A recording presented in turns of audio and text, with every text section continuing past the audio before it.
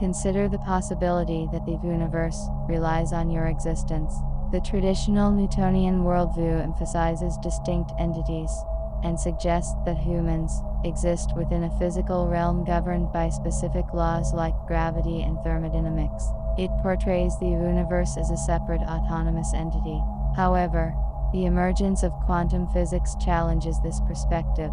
Although this shift is novel in scientific discourse, it echoes ancient spiritual teachings.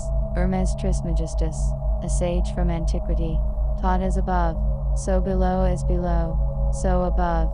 This implies that our world is akin to a holographic matrix, reflecting the consciousness cast upon it. Quantum physics aligns with this ancient wisdom, suggesting that reality may not be a standalone construct, but is shaped by the observer's consciousness. In this realm of thought, where quantum physics entertains the concept of a multiverse and infinite timelines, your perception might significantly influence the manifestation of reality. Neville Goddard, in his work on thinking fourth dimensionally, suggests that the fourth dimension serves as a source for our three-dimensional existence, housing an endless array of life possibilities akin to infinite world lines. Similarly, Drive, Joe Dispenza highlights in the realm of quantum physics the existence of an infinite field, brimming with potential outcomes for our lives, known as the quantum field or the all. This boundless quantum field resonates with the ancient teachings of Hermes Trismegistus as described in the Kabbalah. It is a domain where every conceivable life outcome already exists.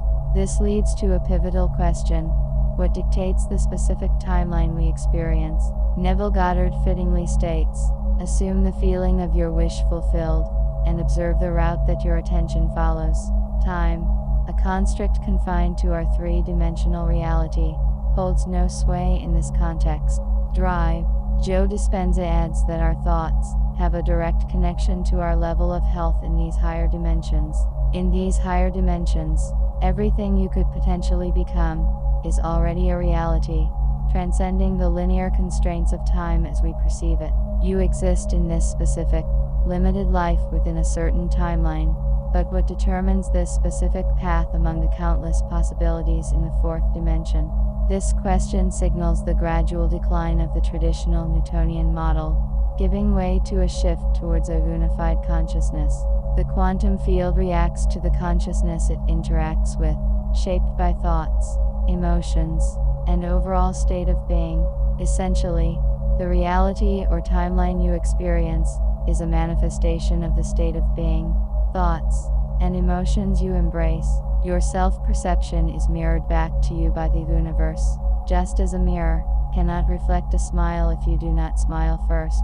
The universe responds similarly. The reflection depends entirely on your input. When you smile, the mirror reflects a smiling face.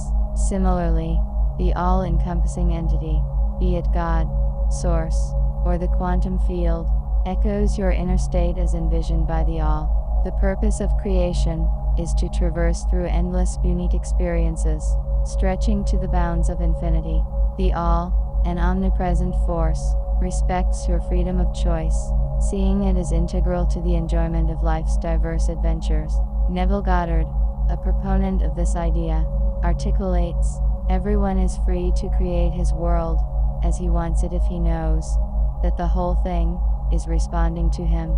This reliance on your unique consciousness fuels the expansion of the all. Your ability to choose is always present. By smiling into the infinite mirror, you initiate a response, albeit with a delay inherent to our three-dimensional linear world. Events must sequentially unfold to reflect the change. Nonetheless, the mirror must ultimately display what you project. In the fourth dimension, this projection is already a reality. Persistence in your self-conception commands the mirror to conform. Lacking its own volition, the mirror plays a key role in ensuring the authenticity of our experiences. It allows us to understand what it means to exist in the present moment, and its understanding would be compromised if it imposed its own will upon us. The infinite willingly embraces limitations in order to authentically experience our existence. It relies on us and our current state as a focal point for its experiential choices. Essentially, We and the infinite are unified, but in this world, a veil of forgetfulness is draped over us in order to create a truly authentic experience. Imagine willingly subjecting yourself to a form of self-induced amnesia, to play a virtual reality game in search of the most genuine experience possible. When you sustain a hit in the game, it feels real, as if the events are actually happening. However, if you were aware that it's just a game, your fear for your virtual life would diminish, knowing that your true self remains safe. This analogy explains why life can sometimes seem harsh and unforgiving, leading us to question how a God could allow such things. The answer lies in understanding that this God isn't an external entity inflicting these experiences upon us, but rather, we shape our experiences through our application of the law of being. Often, our actions in front of life's mirror directly influence what is reflected back to us. If we behave erratically, the mirror reflects a chaotic image. It cannot portray us as successful and content at the same time. The mirror simply echoes the essence of our actions and state of being. The pursuit of freedom often comes with the challenge of feeling constrained or limited by our circumstances. This struggle can serve as a catalyst for a deeper understanding of ourselves and the world. Inspired by the teachings of Neville Goddard and similar thinkers, it is proposed that the obstacles and trials in life may not solely be the result of an external selectively benevolent deity. Instead, they suggest that these are reflections of our inner state and consciousness. The metaphor of a mirror is especially fitting in this context. The image we see in a mirror is a direct result of what is presented before it. If we stand before the mirror with a mindset of entrapment and limitation, the reflection will show stagnation and confinement. However, a shift in perspective, embracing the concepts of freedom and boundless possibilities, can dramatically alter this reflection.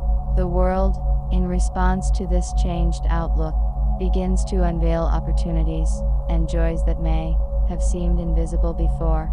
This transformation is reminiscent of the narrative in Russell Conwell's Acres of Diamond, where a man overlooks the wealth in his own land while chasing after fortunes elsewhere, only to later discover that what he sought was always within his reach.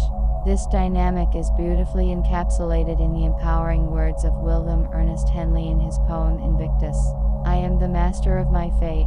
I am the captain of my soul. These lines eloquently express the profound influence of individual will and perception in shaping one's life experience. When one consciously adopts an attitude of abundance and fulfillment, even before it manifests in reality, there is a subtle yet powerful alignment that occurs in the universe, or the quantum field. As consciousness shifts, external circumstances also shift.